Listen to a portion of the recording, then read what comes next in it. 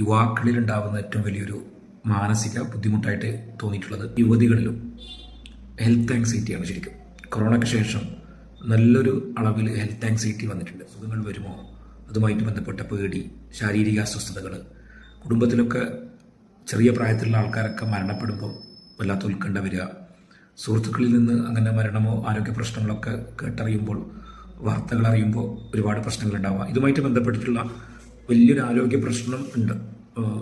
Family ഫിസിഷ്യന്മാരും general ഫിസിഷ്യന്മാരൊക്കെ പറയാറുണ്ട്, യുവാക്കളായിട്ടുള്ള ആൾക്കാർ പല ആരോഗ്യ പ്രശ്നങ്ങളുമായിട്ട് ഡോക്ടർമാരെ കാണുന്നുണ്ട്, ചികിത്സ തേടുന്നുണ്ട്, ഓൺലൈനിൽ സെർച്ച് ചെയ്യുന്നുണ്ട്.